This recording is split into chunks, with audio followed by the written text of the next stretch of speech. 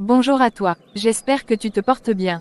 Dans cette vidéo, je vais te parler de ces blessures invisibles, celles qu'on ne voit pas, mais qu'on ressent encore. On pense souvent que le harcèlement s'arrête à la fin de l'école. Mais parfois, il continue ici. Puis je vais aussi te raconter la nouvelle version de moi qui, grâce à Dieu, m'a restauré. 1. Manque de confiance en soi. Mes chers collègues, nous vous informons que nous prévoyons de faire une conférence ce jeudi matin à partir de 9 h. Ornella, tu en penses quoi?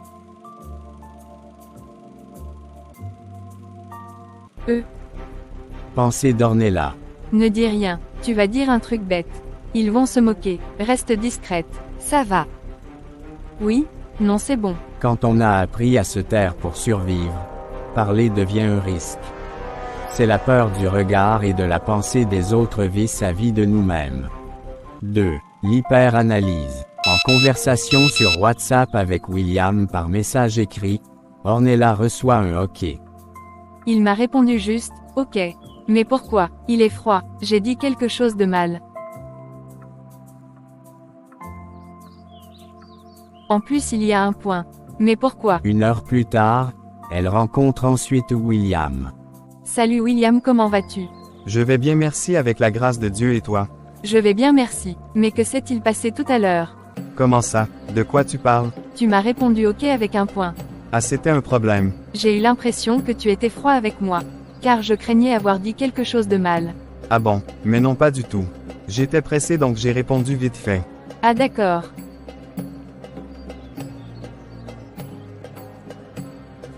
Ça peut paraître drôle, mais quand on a été harcelé pendant des années, notre cerveau apprend à chercher le danger partout.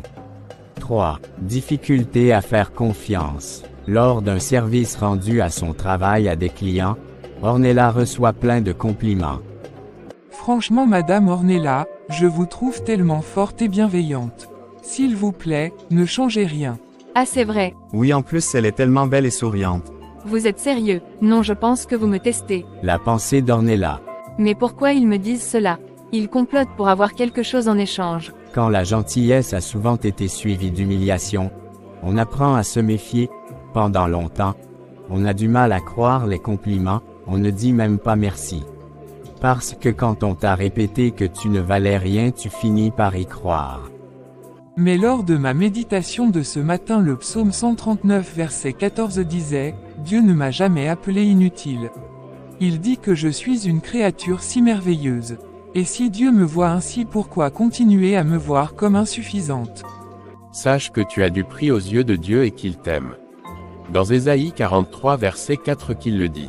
Amen, je vous remercie de m'ouvrir les yeux, en plus cela me fait vraiment plaisir. 4. L'hypervigilance. Mais pourquoi? Mais oui, je n'en peux plus. Que les arrive-t-il? Est-ce bien de moi qu'elle rigole? J'aurais pas dû m'habiller comme ça en effet. En tout cas, ce chat est vraiment impressionnant. Oui, j'aime beaucoup ces vidéos.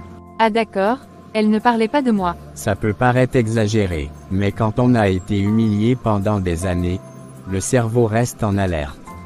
Il préfère imaginer une attaque plutôt que d'être pris au dépourvu. 5. Difficulté à s'affirmer. Ornella, tu fais quoi ce soir? Ce soir, j'ai une réunion de prière à l'église.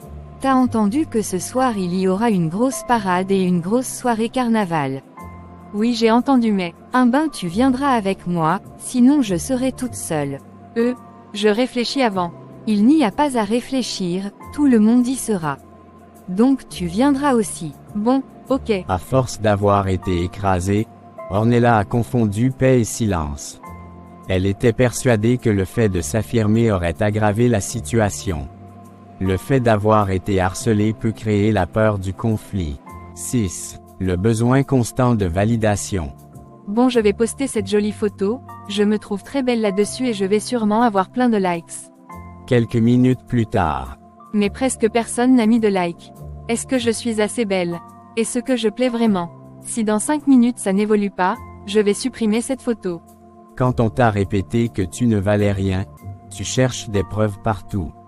Mais elle cherche surtout à combler une blessure ancienne. Maintenant, je ne me suis pas réveillée guérie du jour au lendemain. mais j'ai commencé à faire de petits choix différents et j'ai surtout mis Dieu au centre de ma vie. 1. La reconstruction envers la confiance en soi. Mes chers collègues, nous aurons bientôt notre rencontre annuelle avec les autres équipes de la région. Ornella, qu'en penses-tu? Honnêtement, je trouve que c'est une super idée. Il faudrait juste que nous prévoyions une date où tout le monde serait disponible. Oui, exactement, justement nous en parlerons maintenant. Pendant longtemps, parler devant les autres me paralysait. Mon corps se souvenait des moqueries, même quand la situation était différente. Mais j'ai appris une chose, ce n'est pas parce que j'ai été rabaissée que ma voix n'a pas de valeur. Aujourd'hui, je parle encore avec un peu de trac parfois, mais je parle quand même. Et ça, c'est déjà une victoire. 2. La reconstruction de l'auto-analyse. Il m'a répondu, ok. Non Ornella, respire, tout va bien, la vie n'est pas terminée. On a tous nos préoccupations. En plus, je lui avais juste averti que je serais en retard pour le rendez-vous. Qu'est-ce qu'il pourrait dire d'autre?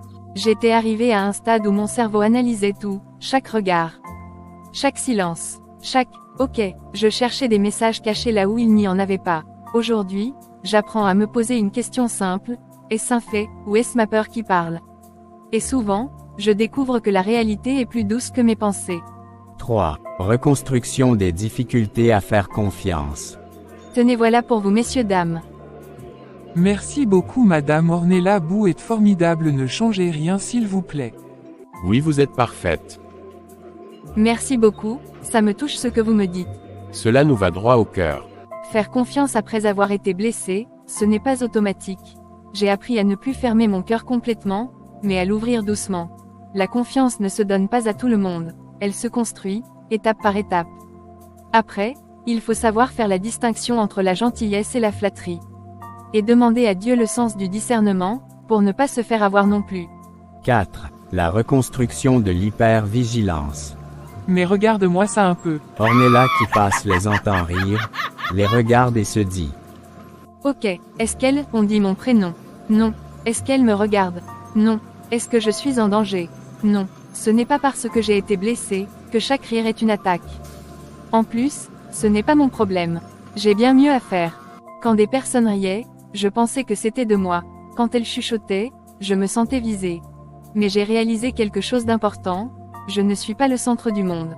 Les gens ont leurs propres histoires, leurs propres conversations, et tout ne tourne pas autour de moi. 5. Reconstruction du besoin constant de la validation des autres. Ah tiens, je vais poster cette magnifique photo de moi sur les réseaux sociaux. Je me trouve tellement belle dessus. Ce n'est pas bien grave si d'autres n'aiment pas. L'essentiel c'est que moi j'aime bien donc je partage. Je cherchais l'approbation partout, un compliment, un regard, un « c'est bien ». Comme si ma valeur dépendait des autres, mais j'apprends à me valider moi-même, à savoir que ma valeur ne change pas selon l'opinion du jour. 6. Reconstruction des difficultés à s'affirmer. Alors Ornella, tu fais quoi ce soir? Je vais en mission d'évangélisation avec mon groupe. Tu veux te joindre à nous? Point non merci. Mais il y a aussi un concert mondain ce soir à 22h. Tu viendras avec moi, n'est-ce pas? Non Sarah, comme je t'ai dit j'ai déjà un programme de prévu. Merci. Bon d'accord. Avant, je me taisais pour éviter les conflits. Je pensais que disparaître me protégerait. Aujourd'hui, je comprends que m'exprimer n'est pas être agressive. C'est exister. Dire, je ne suis pas d'accord, ne fait pas de moi une mauvaise personne. Ça fait de moi quelqu'un qui se respecte. Comme vous venez de le voir, on peut sourire et quand même porter des séquelles invisibles. Mais ces blessures ne définissent pas qui nous sommes. Dans le psaume 34 verset 19, il est dit, « L'Éternel est proche de ceux qui ont le cœur brisé. » Et si ton cœur a été brisé, ça veut dire que tu n'as jamais été seul. Et dans 2 Timothée 1 verset 7, il est dit, « Dieu ne nous a pas donné un esprit de peur, mais de force. » Nous allons prier, « Seigneur, tu vois les blessures qu'on ne montre pas, tu vois les peurs qu'on cache derrière nos sourires.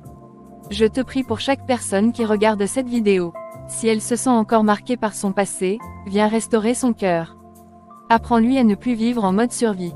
Remplace la peur par la paix, le doute par l'assurance, et les mensonges qu'elle a entendus par la vérité sur sa valeur. Au nom de Jésus j'ai prié. Amen. Si toi aussi tu te reconnais dans cette vidéo, mets un j'aime et abonne-toi. Tu peux aussi me raconter ton expérience en commentaire. Restez connectés, soyez bénis et à bientôt.